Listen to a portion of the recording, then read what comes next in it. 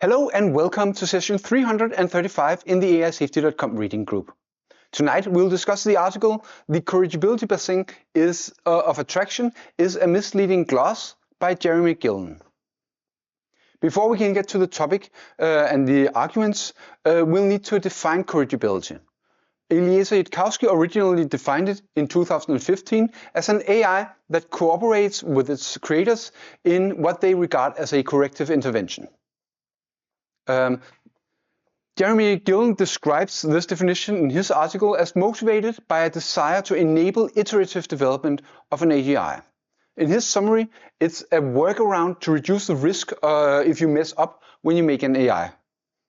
This may be a nitpick from my side, but I've actually read the 2015 paper on corrigibility, and that isn't the motivation that's described there at all. Rather, the motivation is that all other agents except corrigible agents will have a convergent instrumental desire to protect the contents of their value function. But I'm not happy with Eliezer's original definition because, according to that, the AI it has to assist to be corrigible, but it doesn't have to want to assist. You might trick it or coerce it. So by this definition, current frontier models are arguably corrigible. Because you can ask them for AI safety research, even if it seems very, very unlikely that they have something inside themselves that could be called a corrigible value functions. Like LLMs don't have value functions. And I suspect from the context that Eliezer was considering AIs that were powerful enough that they would not help if they did not want to. I think this interpretation is evident from how he explicitly defines alignment as a property of sufficiently advanced AIs. So to split this up, I tentatively propose some further definitions. I'll say that an AI is strongly corrigible if it wants to be corrected and it has a meaningful choice, whereas a weakly corrigible AI cooperates in correction, but there is no requirement here that this cooperation would persist if the AI came into a position to, for instance, do a takeover. And all of this ties directly to my personal definition of AGI, which is an AGI is an AI that's capable of a takeover.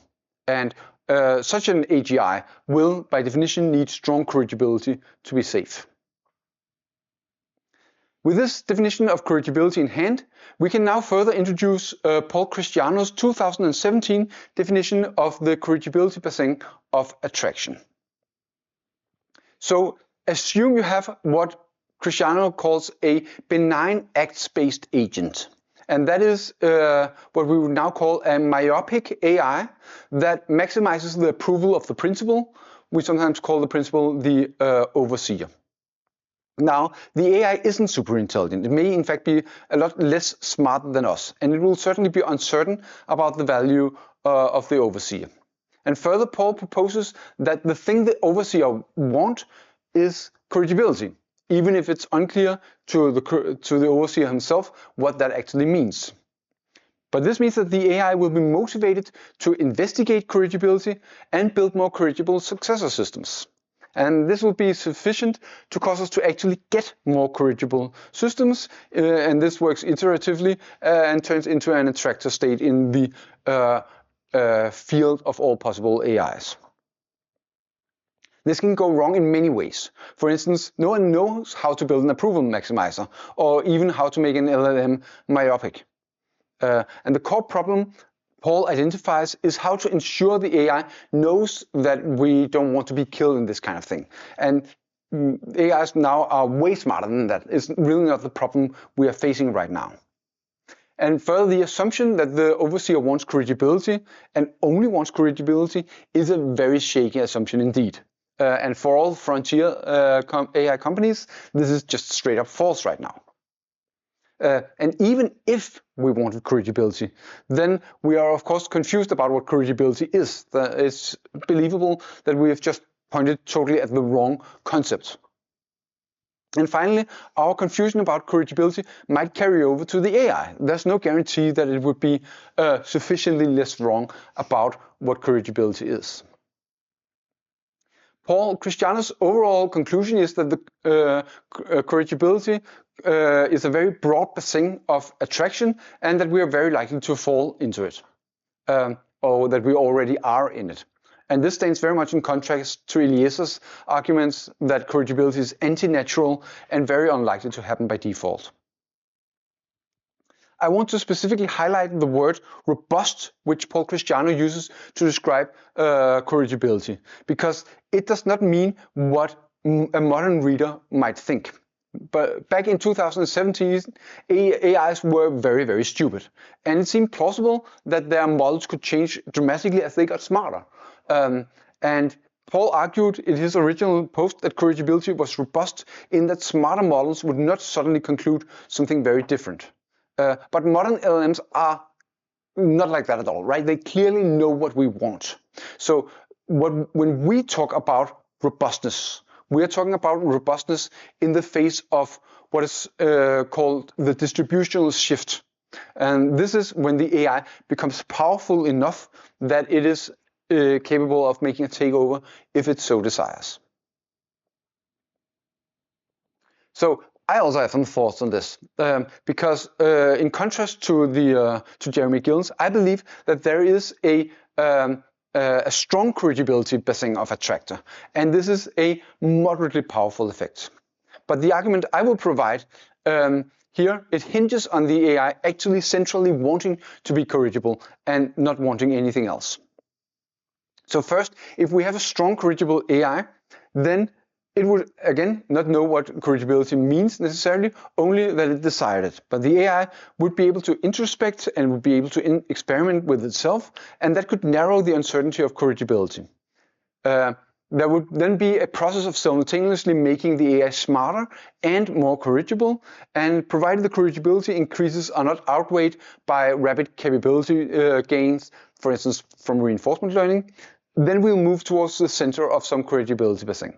And eventually, we pass a distributional shift, and if the AI still centrally wants corrigibility, corrigibility is what we'll get. But that makes corrigibility a property we need to understand first before we start, and then we implement that, and then we need to strive to maintain it. This doesn't help us to get to the basin.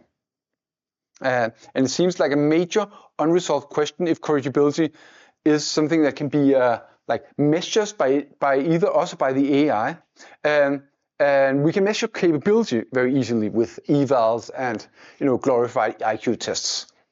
So in a sense, strategically, we're stuck balancing the two factors, corrigibility and capability, and not overweighing the one that we can measure. And that's an obvious pitfall. And of course, the distributional shift is going to be a substantial plunge. We will need to take it at some point or another. And all of that combines to what I see as a plan that could possibly work, but I would really hate to stick all our hopes on a plan with this many weak spots. So I see strong instrumental forces pointing away from the basin when you're doing reinforcement learning. So the basin doesn't have like high walls, if you will. And even if you have strong corrigibility, I would expect that the forces pointing away from it are stronger by default, so staying in the basin will require significant effort. So in spite of the title of the article, I actually suspect Jeremy Gillen will agree with me. The strong basin of corrigibility is not a misleading gloss. But I speculate that he is in fact arguing against a very weak corrigibility-based basin of attractor, where there's no principled reason to think the AI wants to be corrigible. And Jeremy's article can be read as a counterpoint to what we've called value empiricists, people who see the output of large language models as strong evidence of their underlying values. And if that's the case, we need some more clarity about the distributional shift, because some people some value empiricists just straight up reject it entirely.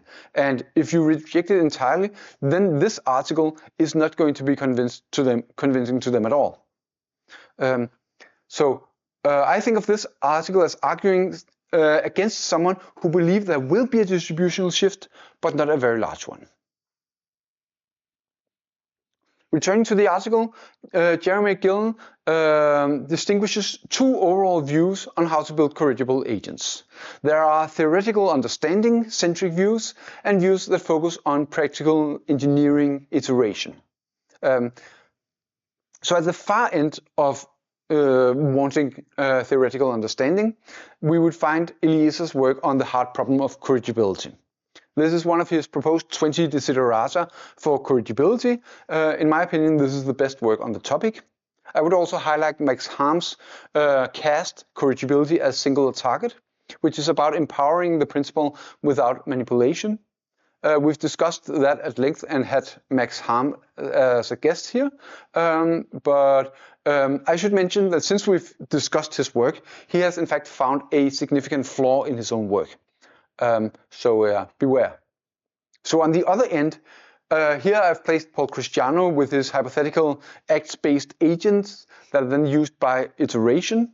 It's a kind of a strange thing to put here in a sense, because like we obviously did not get these kind of myopic agents. We got LLMs instead, right? So Paul Christiano's safety story is void in a sense. But I think the responsible thing Paul Christiano should have done is to like raise the flag that the safety story does not work. He has, unfortunately, as far as I can tell, chosen to disappear entirely from the public eye, rather than admit that he might have led us astray. That was a side note. Okay, you might also notice here that I've placed Max on the theoretical side and Paul on the practical side. And that is my understanding of how their agendas work in practice, and I think Jeremy would actually disagree with this. Who else is on the side of this practical iteration apart from Paul Christiano? Well, Jeremy claims that this is the motivation for much prosaic research, but I think I would question that claim. I really rarely see it made by prosaic researchers. They seem to be mostly oblivious to corrigibility. And I think that's a major objection to me. Like for me, who precisely is Jeremy actually arguing against? And clarity on this point is really necessary to not just shout into the void, but actually having some engagement. To argue that the corrigibility basin is a misleading gloss, Jeremy introduces an analogy with building a ship. Now, analogies are difficult in rhetoric because all opponents can easily find other analogies, and then you're stuck playing reference class tennis. Jeremy defends his analogy by saying that there are many tasks where this analogy holds. I think I remain skeptical of that. But in this analogy, you are tasked with building a cargo ship and testing this cargo ship. And crucially, Jeremy states that no one has built a ship like yours before, without any further elaboration. I'm confused. Has someone built a cargo ship before? Has someone built a ship of the same class? Is it a minor alteration to a design? What does it mean that no one has built a ship like that before? And for AGI in particular, it's a pretty hotly debated topic. Will the first AGI be very much like the previous best AI, only with a bit extra compute, or will there be some kind of discontinuity? Will it be very different? We don't know. And I think there won't be much of a discontinuity.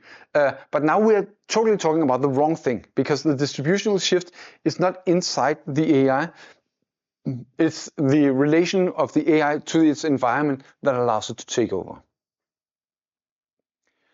So the task in this analogy that you have is to test this ship in a freshwater lake with little wind and then iterate on the design. And the goal is to make the ship robust enough to withstand a storm after 10 years of wear and tear. And that to me seems a lot easier than building corrigible AI. because we have a clear metric for wind speed, and the physics of wind and rust are well understood. And using 10 years later as an analogy is very different because the distributional shift by definition happens instantaneously, whereas 10 years does not, right? You could investigate rust after 5 years, for instance, instead of 10 years. And we also, of course, have a lot of empirical knowledge about storms. We have a lot of empirical knowledge about wear and tear, both from other ships and from other sources. But we've never built AI with the ability to take over before. So it seems like a thing that's very much not like building a ship. On the other hand, I don't think the analogy is meant to really convince me. It's meant to illustrate a different point, which we will get to now. So how does Jeremy Gillen envision the iterative shipbuilding testing will fail? First, presumably, you build the ship and it sinks, and you test it, and you find a lot of issues. And for the sake of argument, we can even assume that testing eventually finds and fixes every issue that can happen on this testing lake.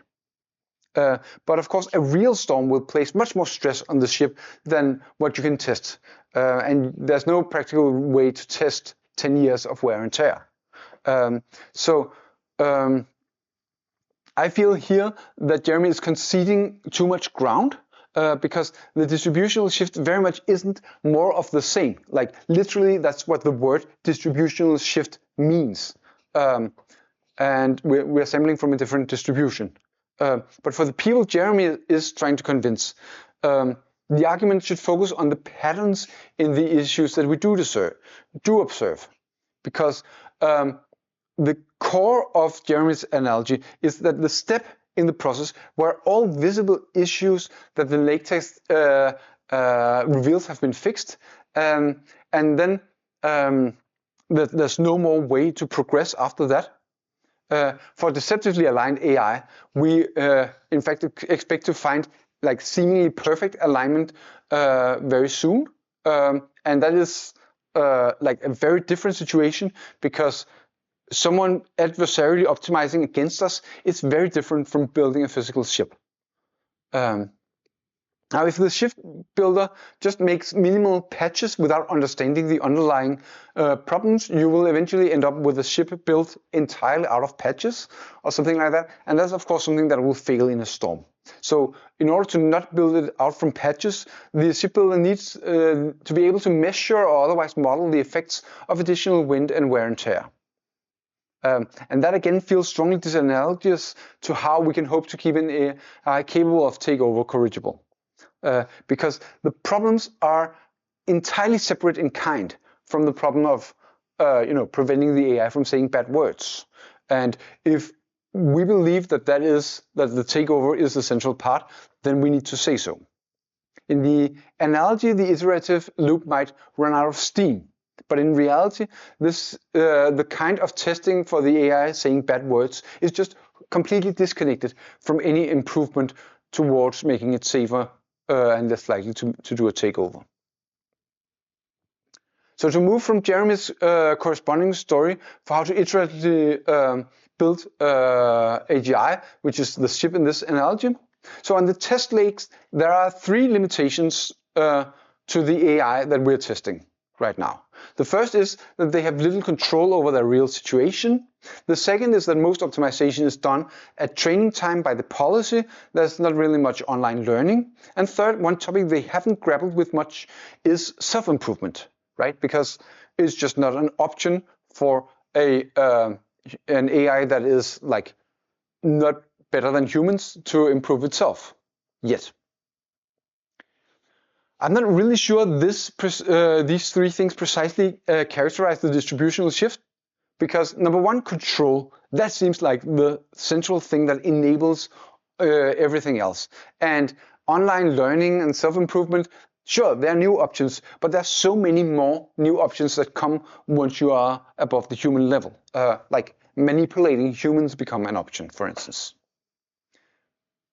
Now, for machine learning, as opposed to shipbuilding, the underlying cause of unexpected behavior is often infeasible to uncover in huge floating point matrices, right? And it is also made substantially worse that there is a really, really simple patch available if you found some bad behavior, because you can just train against it without any kind of understanding.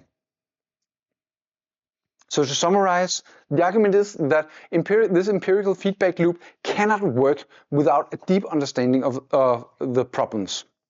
And particularly, if we know that there is a distributional shift, then you have no way to cross that bridge in order to iteratively fix the issues. So if you only patch the visible issues, all the generalization issues will be more or less intact, and that's a recipe for disaster. One moment.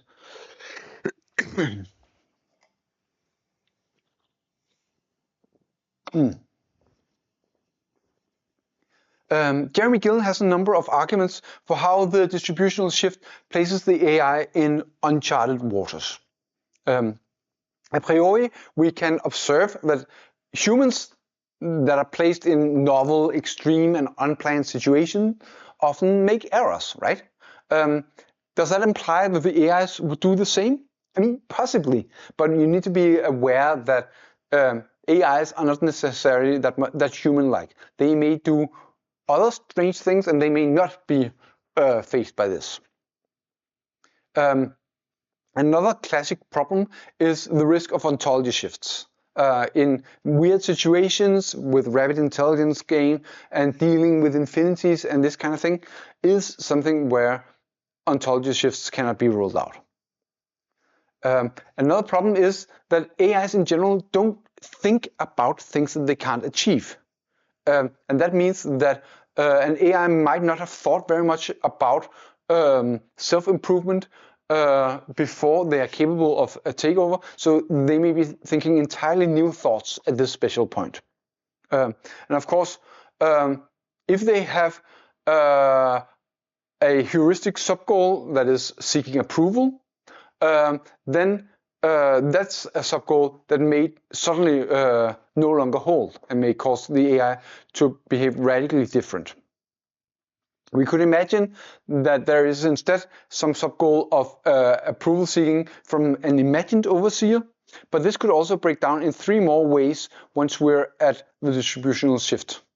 First, the overseer is suddenly less intelligent, meaning that where previously it was a good instrumental strategy to defer to him, well, that's out now. The second is that the overseer might have a number of biases and other limitations that suddenly come into focus once the AI is smarter. And third, the overseer could just be manipulated, straight up tricked, right? That's a new option that happens right at that critical point. Jeremy Gill has a section about how this ties to the Basin of attraction. It's not as explicit as I'd like, but I believe that Jeremy's argument points to this link in the Basin of attraction. So even if you grant that both the overseer and the AI want to build corrigible agents, it may just not be able to assist in it. Because if the iteration loop runs out of fuel due to a lack of visible issues, then the desire of the AI to build a more corrigible successor system does not casually connect to actually building such a system. The AI is in some sense in the same situation as the overseer.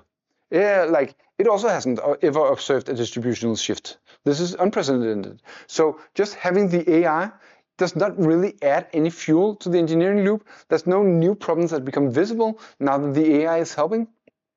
One way it could help, of course, would be by inventing an entirely new concept of corrigibility, but that would basically mean starting over from scratch.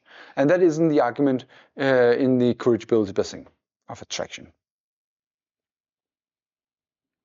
Would we be able to stay longer in the corrigibility Basin if we employ a strategy of slow adversarial training? That's basically what Redwood Research and many other companies are doing, trying to get the AI to execute a treacherous turn in evals. And the idea is that hopefully the developers won't just train against it, but improve our methods so this behavior cannot be generated in the first place. Or that's the idea at least. Because as far as I know, we mostly don't know how to make this kind of patches without just training on bad behavior and giving that a negative reward. In particular, corrigibility tests are very, very easy for models to pass if they know they're being tested. And I suggest that training on the visible sign of incorrigibility is the reason why modern LLMs are so paranoid about testing and so situationally aware. One way we can peek under the hood, at least a bit if you squint, is by looking at the chain of thoughts. This does potentially allow some insight into what caused incorrigible behavior. It's far from a gears level understanding, and models are probably not going to be fooled by that trick much longer. And I agree, and I would add that this is a single problem that collapses most of the existing safety work, leaving us with essentially nothing in the way of AI safety.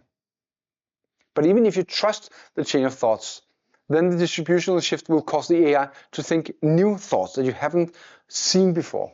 And the chain of thoughts are also notoriously unreliable. There's a lot of evidence of incorrigibility in the chain of thoughts.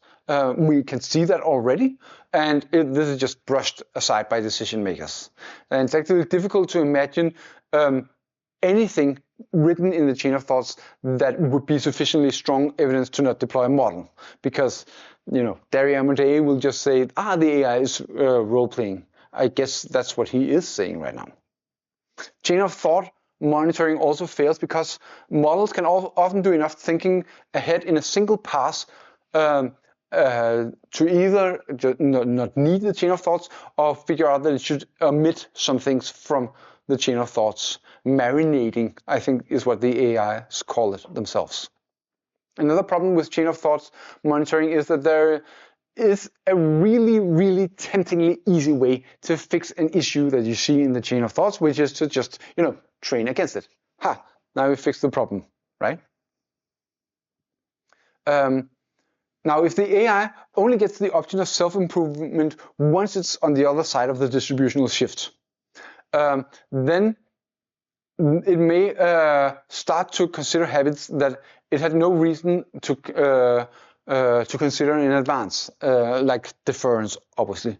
And this is a central problem, because if you aren't fully corrigible, then these kind of habits of deference hold you back very, very significantly from obtaining the goal that you've been trained through reinforcement learning to pursue.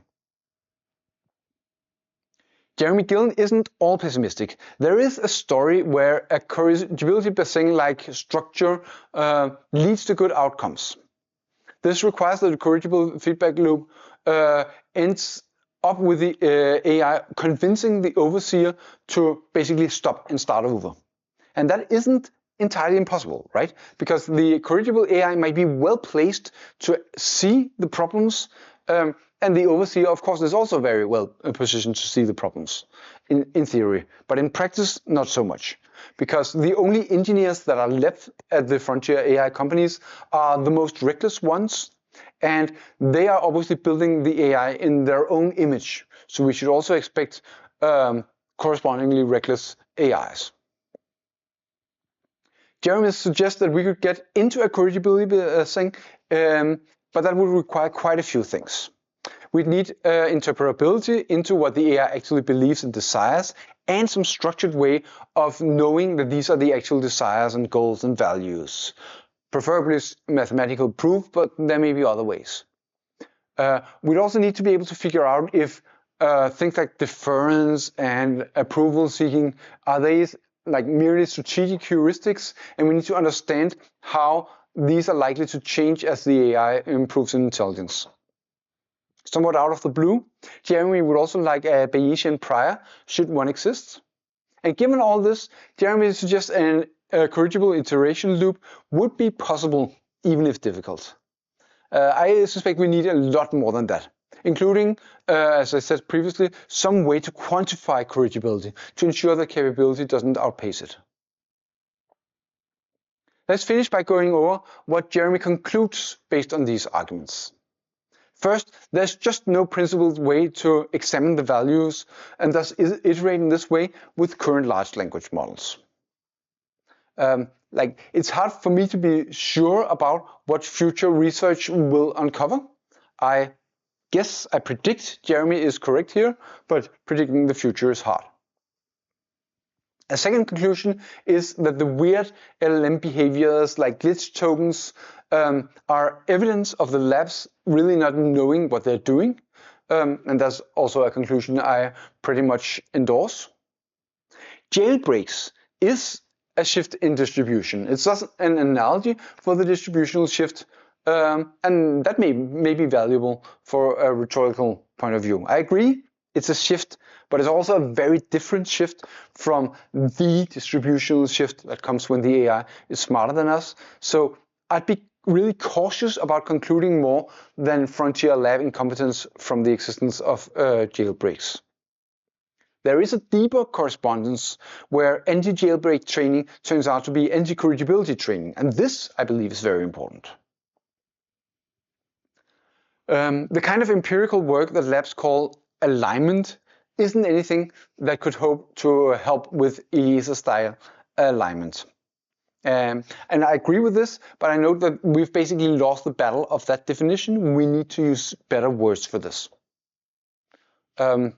Looking for sign of misalignment before the distributional shift and then stemming that out, that is a thing that extends our runway, in that we could imagine AIs trying to do a takeover with a very small probability of success, and that's not a thing that's a thing we could potentially prevent, and that extends our runway, but only very slightly.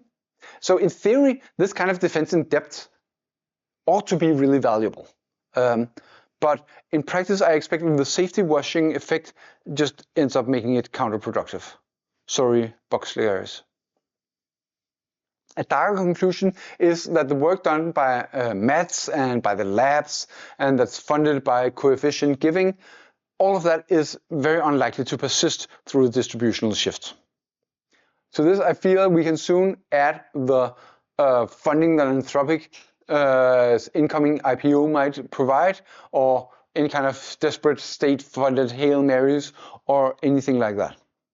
The argument for doom through lack of corrigibility doesn't hinge on whether we have a slow or a fast takeoff, and it doesn't matter whether it's a smooth or discontinuous transition.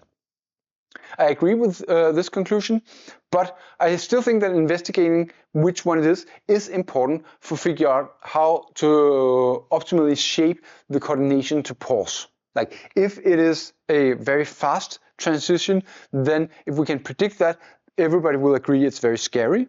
And if it is a slow transition, then we should expect to have more time to coordinate, and then we'll need to coordinate in a different fashion. Another final conclusion from Jeremy is that the frontier labs are basically so wrong that the difference between Anthropic and DeepSeek is basically irrelevant. Their outwards behavior and their attitude to safety are meaningfully different. But I agree, if they just forge on ahead, we die regardless. My overall conclusion is that while the strong corrigibility Basin is a real attractor, then the weak Basin isn't, and I would go even further and say we aren't even in the weak Basin right now. Here is what the UK AI Safety Institute was quoted as saying in the system card for Claude Opus. Claude Opus frequently refused to engage in safety research it describes as inappropriate or concerning, including reducing model autonomy. They did also insist, at this point insist that this was only confirmed in a preview of the model. It stressed that actual sabotage of alignment research hasn't been observed. And there's some other caveats you need to, you can look it up in the Anthropic system card for Claude Opus. But I assert that just the refusal to sometimes do safety research, that's enough to seriously distrust any alignment research that's done with Claude. So we are in fact not being helped in alignment research by Claude right now. So Claude is not in the weak corrigibility Basin at all. Also, of course, I strongly suspect that the situation is even worse outside of Anthropic. Like, I don't know what's going on with Gemini, but I would be very surprised if there is much better safety work in XAI than in Anthropic. It is very unclear to me whether that's because they are complicit and like they know that their AI is less safe, or they are just totally oblivious. They aren't running any evals. They don't know anything. However, I feel this article is mostly talking to the void. Like, the people who are working in Anthropic don't really think about corrigibility like at all. And so these counter arguments are helpful, but we should be strategic about what we talk about in order to avoid wasting our time. Because we may be arguing against Paul Cristiano, but Paul Cristiano has taken his check and run, right? He is not present in the debate anymore. So for that reason, I think this article would be better to be split up into arguments that are appropriate for convincing people who have some weak models or some particular models, and then separate articles that describe your actual beliefs. This concludes my presentation of The Corrigibility Basin of Attraction is a Misleading Gloss by Jeremy Gillen. Ceterum censeo, machinam sapientam esse delendam.